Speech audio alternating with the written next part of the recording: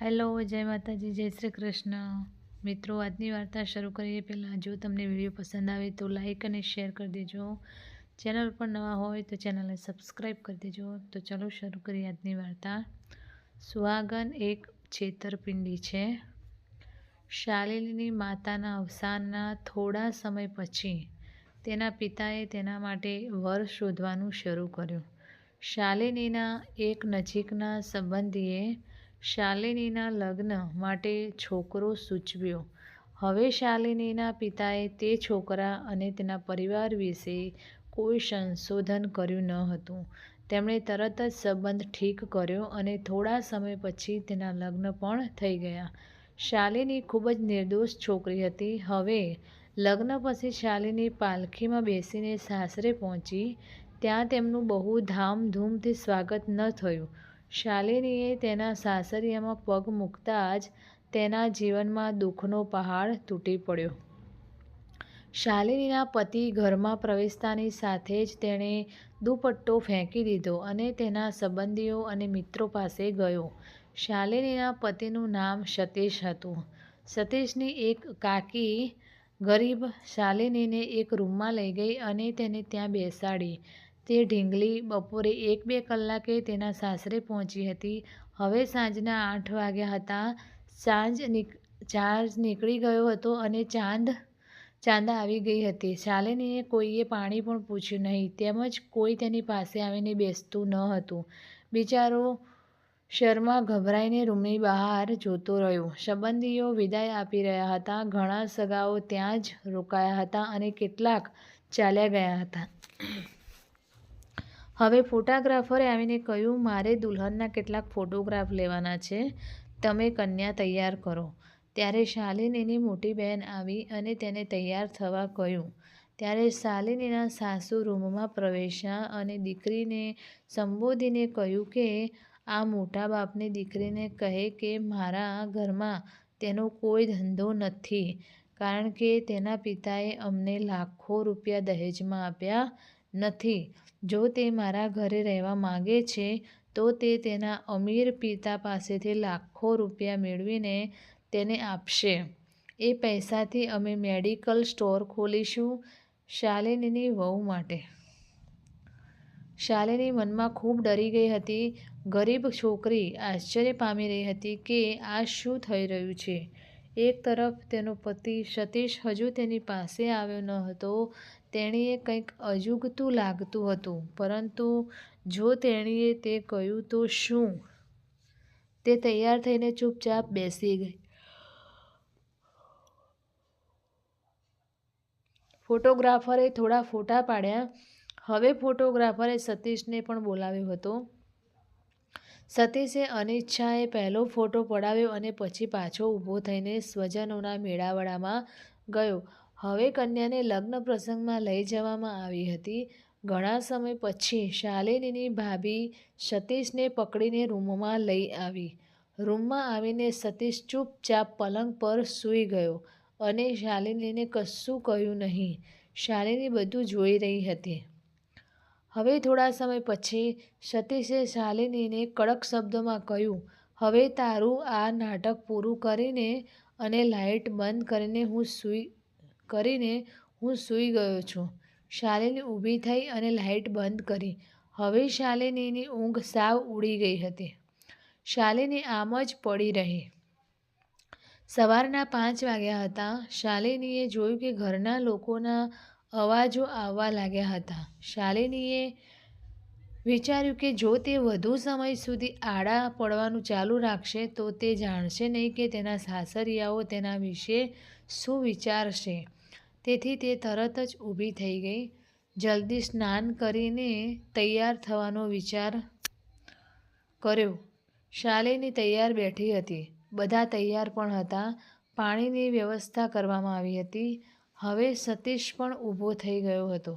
પડોશની સ્ત્રીઓ જેઓ તેમની વહુને મળવા આવી હતી, શાલિનીને બધી સ્ત્રીઓ જ્યાં બેઠી હતી ત્યાં લઈ ગઈ. બધાને વહુ તરફ જોયું અને કહ્યું કે વહુ બહુ સુંદર છે. બધા સતીશને અભિનંદન આપવા લાગ્યા. અરે દીકરા, તું બહુ સુંદર વહુ લઈને આવ્યો છે. સાંજે પડોશમાં સતીશના મિત્રના લગ્ન હતા અને ત્યાં આમંત્રણ પણ આવ્યું હતું. શાલિનીની સતીશની માતા લગ્નમાં જવા તૈયાર થઈ રહી હતી ત્યારે પડોશની મહિલાઓ કહેવા લાગી, બહેન, આજે સતીશ અને શાલિનીને મોકલો.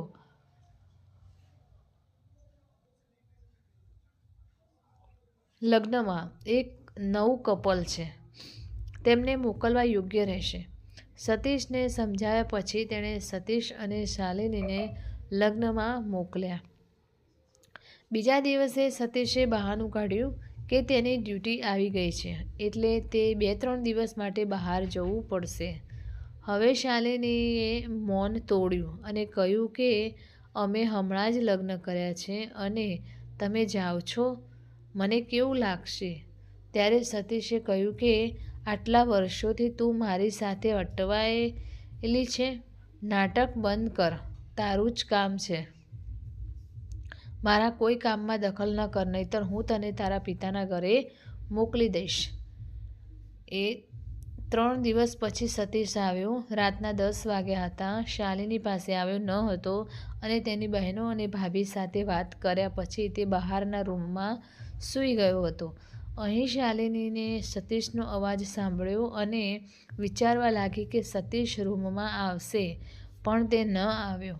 બીજા દિવસે સવારે મને શાલિનીની પત્નીનો ફોન આવ્યો કે ભાઈ આજે તેને લેવા આવી રહ્યા છે. શાલિનીએ મનમાં ખુશી અનુભવી કે હું જ્યારે પિહર જઈશ ત્યારે સતીશને મળીશ. હવે સાંજે શાલિનીનો ભાઈ શાલિનીને અને સતીશને લઈ જવા આવ્યો, પરંતુ સતીશની માતાએ કહ્યું કે સતીશ નહીં જાય. તેણે મને કહ્યું કે હું શાલિની સાથે નહીં જાઉં. હવે શાલિનીના ભાઈએ સતીશને વાત કરી કે લગ્ન પછી વર કન્યાએ સાથે જવાનું છે. આવી સ્થિતિમાં હું શાલિનીને એકલી કેવી રીતે લઈ જઈશ? ઘરમાં બધાને ઠપકો મળશે. ઘણી સમજાવટ પછી સતીશ જવા માટે રાજી થયો. પણ સતીશના માતા-પિતાને તેનું જવું ગમ્યું નહીં. જ્યારે તેઓ ચાલવા લાગ્યા ત્યારે સતીશની માતાએ શાલિનીના ભાઈને કહ્યું, જો દીકરા, તું શાલિનીને લેવા આવ્યો છે, શાલિનીને 15-20 દિવસ તારા ઘરે રાખજે. તેને જલ્દી મોકલીશ નહીં. સતીશને કાલે જ પાછા આવવા કહ્યું. જ્યારે શાલિની સતીશ ભૈયા સાથે ઘરે પહોંચી ત્યારે શાલિનીના પરિવારમાં બધાએ સતીશનું ખૂબ જ ઉમળકાથી સ્વાગત કર્યું. સતીશના સાસરિયાઓ તેને શહેરના પ્રખ્યાત સ્થળોની મુલાકાત લેવા લઈ ગયા. આમ કરીને બીજા દિવસે સતીશ ઘરે પરત જવા તૈયાર થયો. શાલિનીના પિતા અને પરિવારજનોએ તેને રોકવાનો પ્રયત્ન કર્યો પણ તે ન રોકાયો. હવે શાલિનીના મિત્રો અને મહોલ્લાની મહિલાઓ શાલિનીને મળવા આવ્યા અને બધાએ શાલિનીના ચહેરા પર ખુશી જોઈ. આવતી નથી. લગ્ન પછી બધી છોકરીઓ ખૂબ ચિલ્લાવા લાગે છે, પણ શાલિની નિસ્તેજ દેખાય છે. તકનો ફાયદો ઉઠાવીને શાલિનીએ તેની ભાભીને આખી વાત કહી કે કેવી રીતે સતીશ તેનાથી દૂર રહ્યો અને તેની સાથે વાત પણ ન કરી. તો શાલિનીના ભાભીએ પૂછ્યું કે કઈ રીતે થઈ શકે છે? ઘણી વખત છોકરાઓની કંપની ખોટી હોય છે, તેથી જ મેં તમારી સાથે વાત નથી કરી.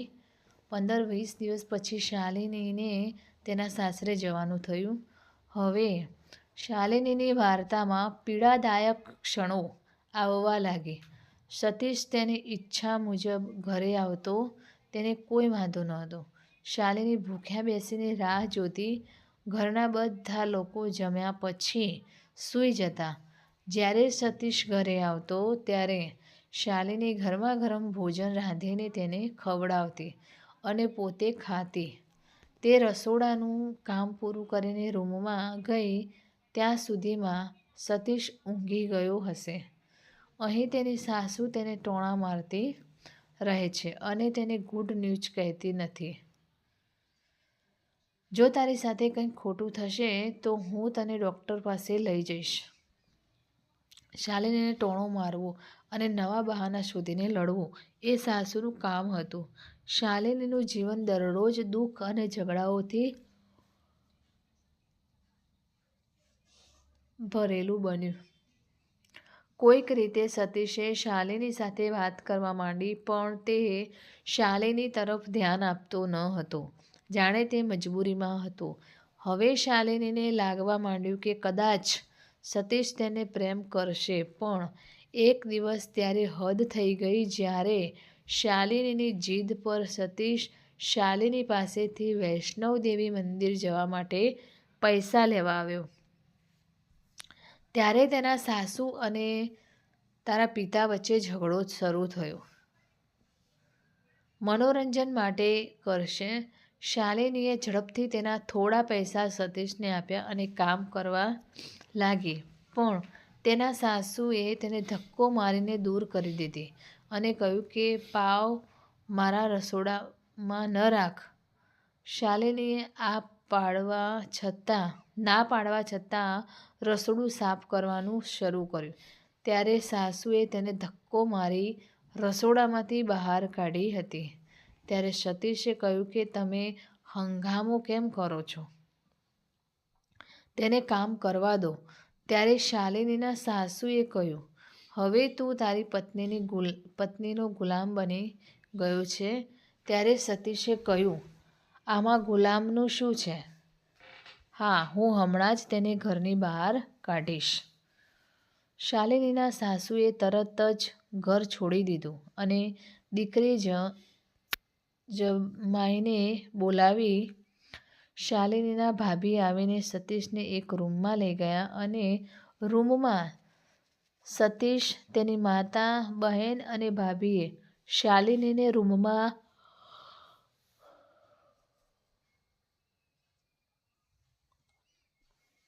પ્રવેશવા દીધી ન હતી અને રૂમને અંદરથી તાળું મારી દીધું હતું. હવે શાલિની સમજી શકતી ન હતી કે શું થયું. તે મનમાં ખૂબ જ નર્વસ અનુભવી રહી હતી. 2 કલાક પછી શાલિનીના સાસુ રૂમમાંથી બહાર આવ્યા અને શાલિનીને ઝડપથી બધા માટે ભોજન તૈયાર કરવા કહ્યું. હવે શાલિનીએ રસોઈ બનાવવાનું શરૂ કર્યું. જમવાનું તૈયાર હતું, પણ બધા હજી રૂમની અંદર બેઠા હતા. રૂમ અંદરથી બંધ હતો. રૂમમાં મીટિંગ ચાલી રહી હોય એવું લાગે છે. લગભગ 4 કલાક પછી રૂમ ખુલ્યો અને બધા અંદરથી બહાર આવ્યા, પણ સતીશ બહાર ન આવ્યો હતો. શાલિનીએ ઝડપથી બધાને ભોજન પીરસવાનું શરૂ કર્યું. તેની બહેન સતીશને બોલાવવા ગઈ ત્યારે સતીશ આવ્યો. બધાએ જમવાનું પૂરું કર્યું અને શાલિનીએ બધાના વાસણો ઉપાડ્યા અને સાફ કરવા રસોડામાં ગઈ. રસોડાનું બધું કામ પૂરું કરીને તેણે સતીશના કપડાં બદલવાનું શરૂ કર્યું. શાલિની સતીશના કપડાં ઇસ્ત્રી કરી રહી હતી. ત્યારે સતીશ આવ્યો અને શાલિનીને બહાર આંગણામાં ખેંચી ગયો અને કહ્યું, ઉઠો અને ઝડપથી કપડાં બાંધ. હું તને તારા પિતાના ઘરે મૂકી દઈશ. શાલિની ડરથી રડવા લાગી. હવે સતીશની બહેને સતીશને સમજાવ્યું કે જો તે આવું કરશે તો તેના પિતા તેને છૂટાછેડા આપી દેશે અને તમામ દહેજ પરત કરવા પડશે. તેને કોઈક યુક્તિનો ઉપયોગ કરીને હલ કરવો પડશે. થોડો સમય રાહ જુઓ અને તક શોધીને બહાર લાવો તો બધા તેને ખોટો કહેશે. હવે સતીશનો મિત્ર તેની પત્ની સાથે તેને મળવા આવ્યો. બધા તેની સામે વીરતાથી વર્ત્યા. સતીશ પણ શાલિનીની સાથે ખૂબ જ પ્રેમથી બોલવા લાગ્યો. સતીશે શાલિનીને કહ્યું, જુઓ, પ્રભુ તમને કોણ મળવા આવ્યું છે. તેણે પ્રેમથી શાલિનીનો હાથ પકડીને તેને રૂમમાં લાવ્યો અને તેને તેના મિત્રના પરિવાર પાસે બેસાડી. સતીશે તેની માતાને કહ્યું, મમ્મી, આ બધા માટે નાસ્તો લઈ આવ. જ્યાં સુધી સતીશના મિત્રો ઘરમાં રહ્યા ત્યાં સુધી બધું નાટક ચાલતું રહ્યું. હવે એ દિવસ આવી ગયો હતો જ્યારે વૈષ્ણવદેવી મંદિર જવા માટે દિવસની ટિકિટ હતી. સતીશના મિત્રો તેમની સાથે જવા માટે તેમની પત્નીઓને પણ સાથે લઈને આવ્યા હતા. સતીશ, શાલિનીની અને સતીશના મિત્રો બધા પ્રવાસે નીકળ્યા. પ્રવાસ દરમિયાન બધાએ દર્શન કર્યા હતા. થોડે દૂર ચાલ્યા પછી પાછા ફરતી વખતે સતીશના મિત્રો કહેવા લાગ્યા કે અમે આગળ જઈએ છીએ, તમે આરામથી આવતા રહો, કારણ કે શાલિનીના પગમાં સોજો આવી ગયો હતો. તેના માટે ચાલવું મુશ્કેલ બની રહ્યું હતું અને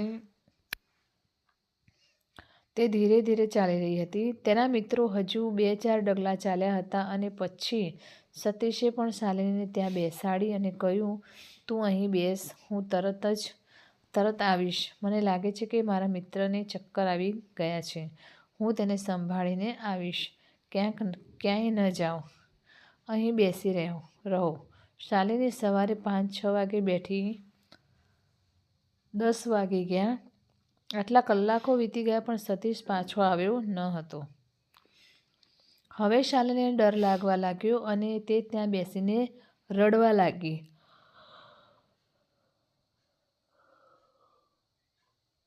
ત્યાંથી પસાર થતા બધા લોકો શાલિનીની તરફ જોઈ રહ્યા કે તે કેમ રડે છે. ત્યારે એક મહિલાએ હિંમત ભેગી કરીને શાલિનીને પૂછ્યું, દીકરી, તું કેમ રડે છે? તારા મિત્રો તારાથી અલગ થઈ ગયા છે? શાલિનીએ રડતા રડતા કહ્યું, હા, મારા પતિએ મને અહીં બેસાડીને કહ્યું હતું કે અહીં જ રહેવાનું અને ક્યાંય ન જાઓ. હું અહીં તેની રાહ જોઈને બેઠી છું પણ તે હજી પાછો આવ્યો નથી અને મારી પાસે ઘરે પાછા જવાના પૈસા પણ નથી છે. હવે હું ક્યાં જઈશ? હું જે હોટેલમાં રોકાઈ હતી તેના ઠેકાણાની પણ મને ખબર નથી. ત્યારે સ્ત્રીએ હિંમત ભેગી કરીને કહ્યું, દીકરી, તું ગભરાતી નહીં. આ માતાનો દરબાર છે. અહીં કોઈને નુકસાન થતું નથી. તમારા પતિ શેર કરેલ ટેરેસ રૂમમાં આરામ કરી શકે છે. સાજી છત અહીંથી થોડે દૂર છે. ત્યાં જઈને બનાવેલા ઓરડામાં જુઓ. માતા રાણીની કૃપાથી તમને તમારા પતિ મળશે. શાલિનીએ હિંમત ભેગી કરી અને ધીમે ધીમે સાજી ટેરેસ તરફ ચાલી. કોઈક રીતે તે કોમન ટેરેસ પર પહોંચી. ત્યાં તેણે થોડીવાર બેસીને આરામ કર્યો અને દરેક વટેમાર્ગોને ધ્યાનથી જોવા લાગી. તે કદાચ તેનો પતિ પણ તેમની વચ્ચે છે કે કેમ.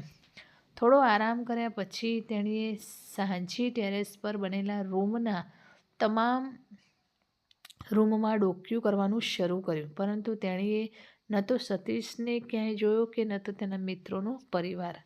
હવે બિચારી શાલિની રડતી રડતી આગળ ચાલવા લાગી અને વિચારતી હતી કે હવે ક્યાં જવું અને ઘરે કેવી રીતે પહોંચવું.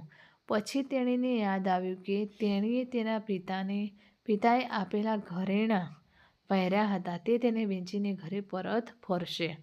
હવે તેને ગયાને થોડો સમય થયો હશે કે તેણે એક છોકરીને મળી જે લગભગ 18-20 વર્ષની હશે. તે શાલિની સાથે ચાલવા લાગી. ચાલતી વખતે બંને એકબીજાને જોયા અને વાતો કરવા લાગ્યા. શાલિનીએ તેને પૂછ્યું કે તું એકલી કેવી રીતે આવી અને તારી સાથે બીજું કોઈ નથી? તો છોકરીએ કહ્યું, મારો આખો પરિવાર મારી સાથે છે. પછી શાલિનીએ પૂછ્યું કે તમે એકલા કેવી રીતે આવ્યા?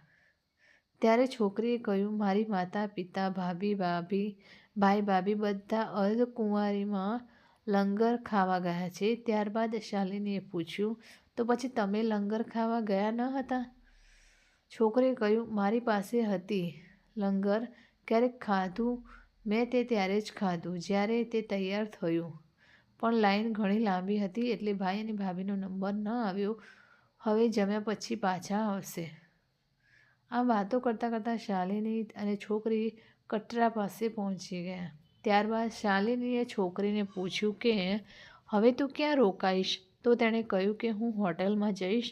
શાલિનીએ પૂછ્યું, તને તારી હોટલની ચિંતા છે? તેણે કહ્યું, હા, હું અહીંની તમામ હોટેલોની જેમ વિશે માહિતી છે. શાલિનીએ તેને કહ્યું કે મારે જે હોટલમાં જવાનું છે તેનું નામ મને નથી ખબર. ત્યારે છોકરીએ કહ્યું, ચિંતા ન કરો, માતા રાણી તમારી સાથે છે. તમે તેમને જોઈને આવ્યા છો. તમે ચોક્કસ તમારી હોટેલ તરફ પહોંચી જશો.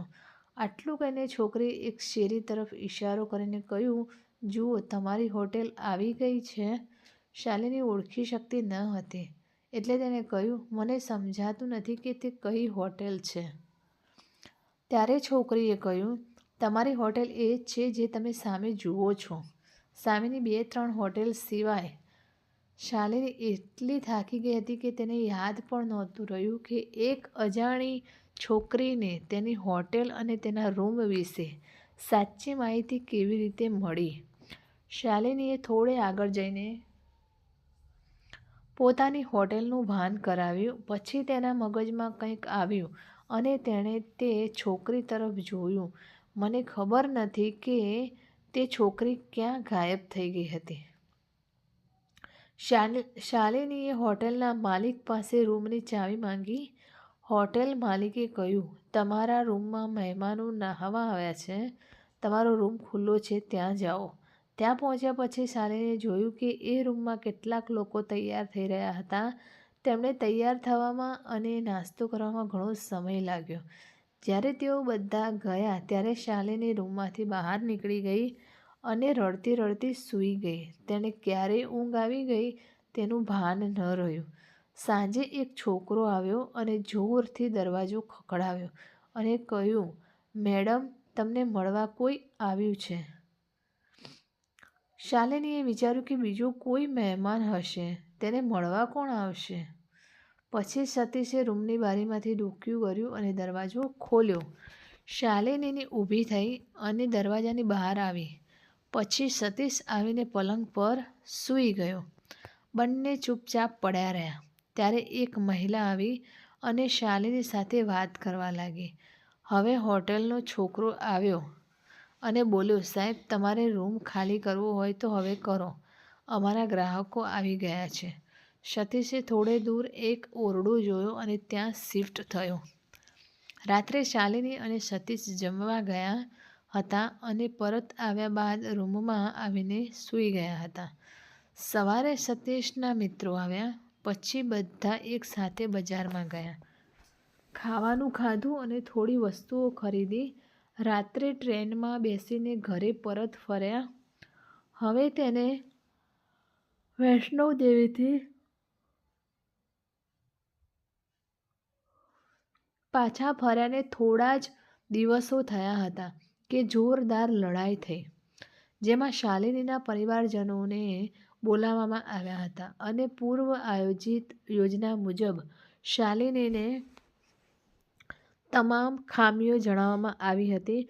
શાલિનીને ઘરની બહાર ફેંકી દેવાની પૂરી તૈયારી હતી. શાલિનીના ભાઈ, કાકી અને કાકા બધા આવી ગયા હતા. શાલિનીને એક રૂમમાં બેસાડ્યા બાદ તે તેના સંબંધીઓને બીજા રૂમમાં લઈ ગઈ અને તેમને મનગળત વાર્તાઓ કહેવા લાગી. ઉદાહરણ તરીકે, શાલિનીએ આ કર્યું, શાલિનીએ તે કર્યું. પછી સતીશ શાલિનીને બોલાવીને દૂરના રૂમમાં લઈ ગયો. ત્યાં સતીશના પિતા પણ તેની પાછળ આવ્યા અને રૂમમાં આવીને બોલ્યા, તારા શરીર પર દાગીના પણ છે, પછી ઉતારીને અહીં ટેબલ પર મૂકી દે. પણ શાલિનીએ પૂછવાનું શરૂ કર્યું, કંઈ થયું છે? એટલામાં સતીશે ગુસ્સામાં શાલિનીને કહ્યું, મેં તને એકવાર કહ્યું હતું, તને સમજાતું નથી? રાખ શાંતિથી. તમારા બધા રહસ્યો ઉતારો. પછી શાલિનીએ દાગીના ઉતારીને ટેબલ પર મૂક્યા. પણ શાલિનીને સમજાયું નહીં કે શાલિનીએ શા માટે આ દાગીના ઉતાર્યા, જ્યારે આ બધા દાગીના તેને શાલિનીના પિતાએ આપ્યા હતા. પરંતુ શાલિનીએ તેના કહેવા પર તમામ દાગીના રાખ્યા અને સતીશના પિતાએ દાગીના લઈને શાલિનીના પરિવારની સામે મૂક્યા અને કહ્યું, જુઓ, હવે તું જ જોઈ લે દીકરી, તું કેટલી શોર્ટ ટેમ્પર છે. પછી તેણે ઘરેણાં મારા ચહેરા પર ફેંકી દીધા. શાલિની કાકાને લાગ્યું કે કંઈક ખોટું થયું છે એટલે શાલિનીના સસરા ઊભા થઈને પેલા રૂમમાં આવ્યા. ત્યારે તેઓ પણ પાછળ આવીને રૂમની બહાર ઊભા રહ્યા. તેમણે બધું જોયું અને સાંભળ્યું હતું એટલે વાતાવરણમાં ન આવ્યા. પછી આખા દિવસની દલીલબાજી પછી શાલિનીના સંબંધીઓએ કહ્યું, બરાબર છે ને, તમારા ઘરનું વાતાવરણ અત્યારે ગરમ છે, માટે શાલિનીને થોડા દિવસો માટે પિયર મોકલો. હવે ભૈયા શાલિનીને પિયર લઈ ગયા. શાલિનીના ગયા પછી શાલિનીના ભાઈ તેની ભાભીના ઘરે ગયા, કારણ કે શાલિનીની ભાભીની ડિલિવરી થવાની હતી અને તે તેની માતા પાસે જઈને ડિલિવરી કરાવવા માગતી હતી.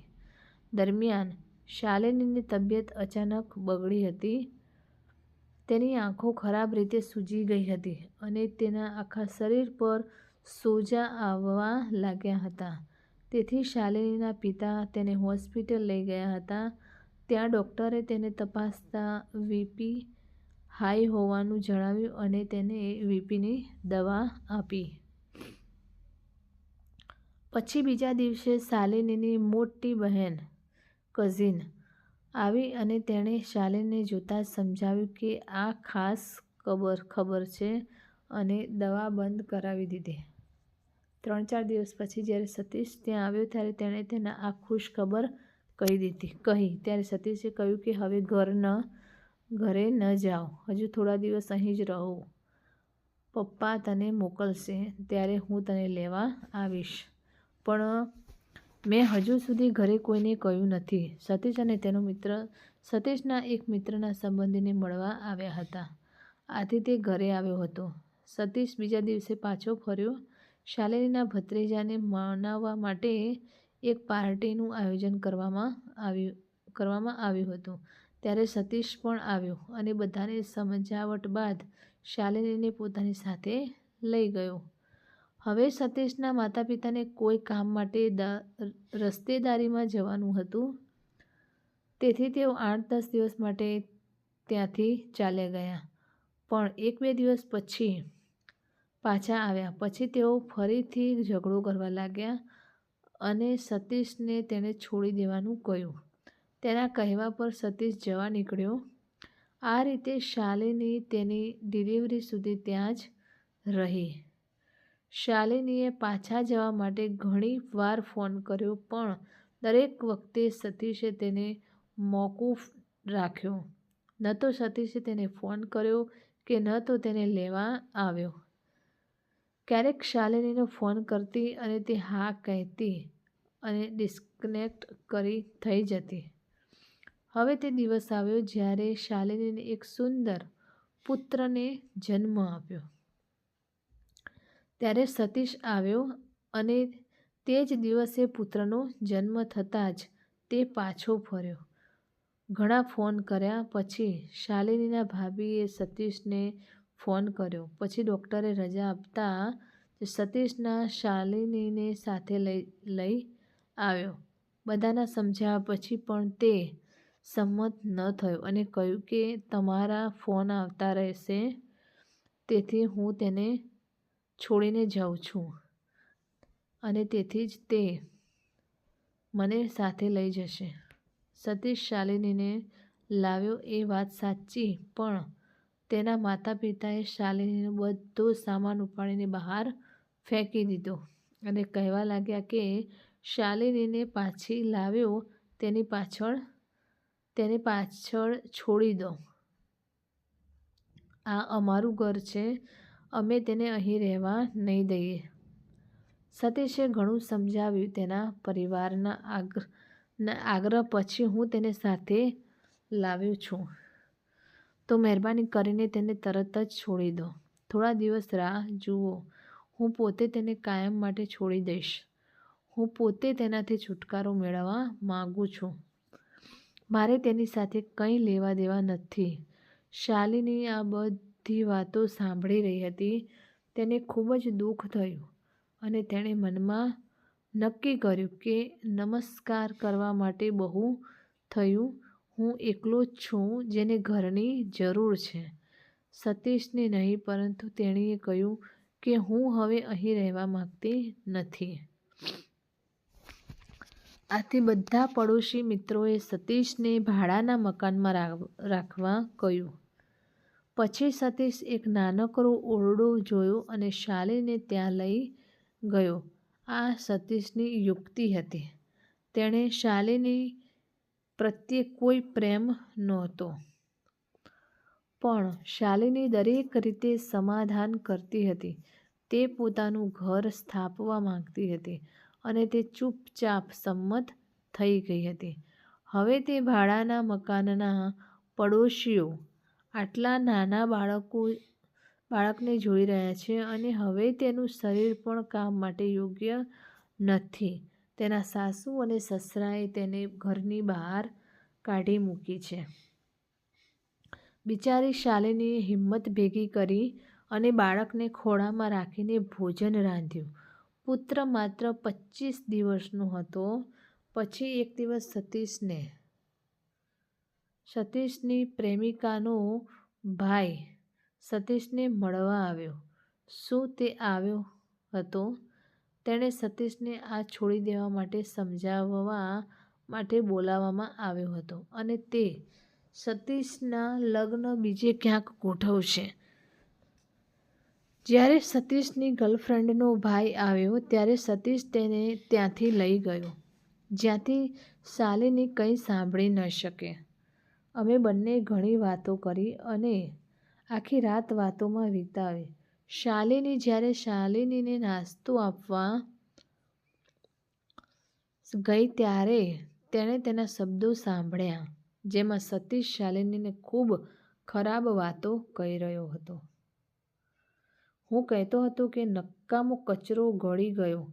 હવે તે તેની પીઠ છોડાવવાનો પ્રયત્ન કરી રહ્યો છે પણ કામિની તેનો પીછો છોડતી નથી. તેના પિતા મોટા માણસ છે તેથી જ તે વિચારી રહ્યો છે નહીંતર તેણે તેને જીવનમાંથી કાઢી નાખ્યો હોત. ત્યારે પેલા મિત્રએ કહ્યું કે એટલે જ તારા માતા પિતાએ સતીશને સમજાવવા મારી બહેનને બોલાવી હતી. સતીશની તેણીની કોઈ પણ વાતને અવગણતો નથી. તે જે કહે છે તે કરે છે. ત્યારે હું મારી બહેનના કહેવા પર જ આવ્યો છું. તેણે મને મોકલ્યો છે. હવે શાલિની સમજવા લાગી કે સતીશ શા માટે તેનાથી દૂર ભાગી જાય છે અને શા માટે બધા મળીને શાલિની પર ખોટા આરોપો લગાવે છે. પણ ગરીબ છોકરી આવું કરે તો શું કરશે? તેના માતા પિતાએ તેને સંસ્કાર આપ્યા હતા કે છોકરી તેના માતા પિતાના ઘરે પાલખીમાં બેસીને નીકળે છે અને જ્યારે તેના અંતિમ સંસ્કાર થાય છે ત્યારે જ તે તેના સાસરે જાય છે. પણ આ કેવા લોકો છે? કોઈ સંસ્કૃતિ નથી, કોઈ ધર્મ નથી. દરેક વ્યક્તિ જે ઈચ્છે તે કરે છે. શાલિનીની વાત કોણ સાંભળશે? કારણ કે તેની માતા તેને દુનિયા છોડીને ચાલી ગઈ છે. કોઈ પણ સ્ત્રી તેના દુઃખ અને ખુશીઓ ફક્ત તેની માતા સાથે જ શેર કરી શકે છે. જો કોઈ બીજું હોય તો તેના દુઃખ અને ખુશીઓ વહેંચો એ કહે તો પણ કોને કહેવું? ગરીબ છોકરી હંમેશા મૌન રહેતી. જ્યારે સતીશ તેને ખરાબ રીતે મારતો ત્યારે તે રડતી. સતીશ તેની સાથે ખૂબ જ ખરાબ વર્તન કરતો. તેના વાળ પકડીને દિવાલ સાથે માથું ટેકવતો. ચંપલ વડે માર્યો. તે તેને એટલો મારશે કે તેના શરીર પર ઘણા દિવસો સુધી જૂતાના નિશાન રહી જશે. તે ચૂપચાપ બધું સહન કરવા સિવાય બીજું શું કરશે? સતીશ પણ આ સહન ન કરતો. તેણીને વાળ પકડીને શેરીમાં ખેંચી જતો. ઘરમાંથી લાત મારીને ઘરની બહાર નીકળવાનું કહેતો. પણ શાલિની માર્યા પછી પણ ઘર છોડતી ન હતી. તેમની પત્નીને મૃત્યુ પછી પણ ફરજ નિભાવવા માટે ફરજ પાડવામાં આવી હતી. કોઈ ઈચ્છતું ન હતું કે શાલિનીની પિયર પાછી આવે અને છૂટાછેડા લે. તેથી જ તેને રડતી અને ચીસો પાડીને દરેક ગુના સહન કર્યા. જ્યારે પણ આડોશ-પાડોશના લોકો સતીશને બચાવવા આવતા ત્યારે તે તેના પર દોષારોપણ કરતો. જો તે કોઈ પુરુષ હોત તો તે કહેતો કે આ વેશ્યા તેની સાથે ગેરકાયદેસર સંબંધ ધરાવે છે તેથી જ તે તેને બચાવવા આવે છે. સ્ત્રી: તે કહેશે, તેણીને તમારા ઘરે લઈ જાઓ. આવા રોજબરોજના ઝઘડાઓને કારણે જ બાળકો મોટા થતા રહે છે. બાળકના મનમાં પણ ઝેર ભળ્યું છે. તારી મા ખરાબ છે, તેની સાથે ના રહે, નહીંતર તે તારી જિંદગી બગાડી નાખશે. તું ડાકણ છે, તે તને ખાઈ જશે. હવે બાળકને પણ માતા પ્રત્યે નફરત થવા લાગે. પરંતુ સર્જકના પ્રભાવ હેઠળ તેનો પુત્ર અસાધ્ય રોગથી પીડિત હતો અને તેના પિતાના દુષ્ટ કાર્યોનો ભોગ બનવું પડ્યું હતું. પછી તે બાળકને જોવા કોઈ આવ્યું નહીં, તેને સંભાળવા દો. માતા એક માતા છે. માતા તેના પુત્ર માટે દોડશે, ડોક્ટરોની મુલાકાત લેશે, દવાની કતારમાં કલાકો સુધી રાહ જોશે, ભૂખ્યા અને તરસ્યા હશે. તે બાળકને બચાવવા માટે દરેક શક્ય પ્રયાસ કરશે. માતાની મહેનત રંગ લાવી. ભગવાને તેની વાત સાંભળી અને પછી બાળક એ અસાધ્ય રોગમાંથી બહાર આવવા લાગ્યું. પછી તેને સમજાયું કે બીજાની સલાહ પર મેં જે માતાને ગેરસમજ કરી હતી, તે જ મારા માટે સૌથી મહત્વપૂર્ણ હતી. હવે તે મનથી માતાની પૂજા કરવા લાગ્યો. હવે તેને તેની માતાથી દૂર રહેવાનું ખૂબ જ ખરાબ લાગવા લાગ્યું. સતીશની છુપાયેલી વાર્તા ધીરે ધીરે બધાની સામે આવવા લાગી અને બધાને ખબર પડી કે સતીશ શાલિનીને શા માટે મારતો હતો. સતીશે તેની ગર્લફ્રેન્ડ સાથે સંબંધ જાળવી રાખ્યો હતો, જેના કારણે તે શાલિનીને હેરાન કરતો હતો. આખરે તે દિવસ આવ્યો જ્યારે સતીશની પ્રેમિકાએ તેને તેની સાથે લગ્ન કરવા દબાણ કર્યું. હવે સતીશે શાલિનીને મારવા માટે દવાઓનો સહારો લીધો. તેણે છુપી રીતે તેની ખાણીપીણીમાં કેમિકલ ભેળવવાનું શરૂ કર્યું. તેની અસર શાલિનીને થવા લાગી. શાલિની આખો દિવસ બેભાન રહી. તેણે હોશ ન ગુમાવ્યો. કેટલો સમય વીતી ગયો. શાલિની ના મરી તો પણ હવે તેણે શાલિનીને છૂટાછેડા માટે હેરાન કરવાનું શરૂ કર્યું. તે ન તો ઘરે કોઈ સામાન લાવે છે અને ન તો ઘરમાં પાણી પૂરું પાડે છે. હાર્યા પછી શાલિનીએ છૂટાછેડા માટે પગલાં ભરવા પડ્યા. હવે શાલિની અને સતીશના સંબંધોના બલિદાનનો સમય આવી ગયો હતો. જ્યારે શાલિની ગાડી સુધી પહોંચી, સતીશ ખૂબ ખુશ હતો. તેને લાગ્યું કે હવે તેના છૂટાછેડા થઈ જશે. તેને તેની પ્રેમિકાને મળવા માટે રોજ રાત્રે છુપાઈને જવું નહીં પડે. હવે બંને લગ્નના બંધનમાં બંધાઈ જશે. દરમિયાન શાલિની પણ હારી ગઈ હતી. તેની હિંમત પણ તૂટી ગઈ હતી, કારણ કે તે એકલી સંઘર્ષ કરી રહી હતી.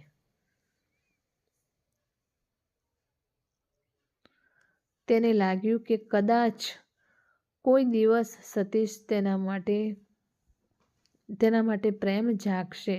પછી તેને પોતે પસ્તાવો થશે. પણ તે જાણતી ન હતી કે સતીશનો પ્રેમ તેનો નહીં, પણ તેની ગર્લફ્રેન્ડ હતી.